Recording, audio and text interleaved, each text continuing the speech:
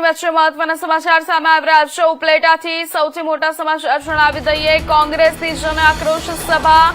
ઉપલેટામાં કોંગ્રેસની જન આક્રોશ સભા યોજાઈ। સરકાર પર તીખા પ્રહારો કરવામાં આવ્યા। મોંઘવારી બેરોજગારી મુદ્દે ઉઠ્યો આક્રોશ।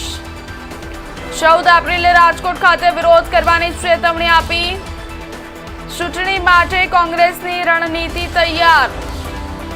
મહત્વના સમાચાર જણાવી દે। ઉપલેટાથી સૌથી મોટા સમાચાર સામે આવી રહ્યા છે। ઉપલેટામાં કોંગ્રેસ દ્વારા ગાંધી ચોક ખાતે જન આક્રોશ સભા યોજાઈ, જેમાં જિગ્નેશ મેવાણી, લલિત વસોયા સહિતના નેતાઓએ મોંઘવારી, બેરોજગારી અને ખેડૂતોના પ્રશ્નોને લઈ સરકાર પર નિશાન સાધ્યું।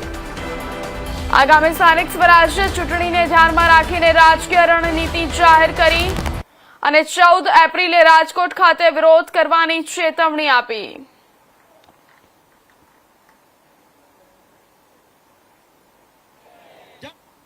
જમીનની ડીલોમાંથી સરકારની ચાપલુસ દર વર્ષે કોંગ્રેસ જય જય મોંઘી સરકાર ના રાજમાં મિત્રો આપણા પરિવારમાં નવા સભ્યો ઉમેર્યા છે ત્યારે ઘણા બધા વક્તા છે આપણા મહારથીઓ કે આજે 30 વર્ષથી માયાવદર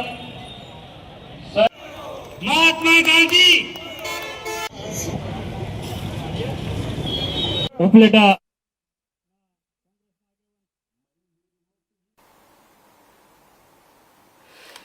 સમાચારમાં આગળ વાત કરીએ તો રાજકોટ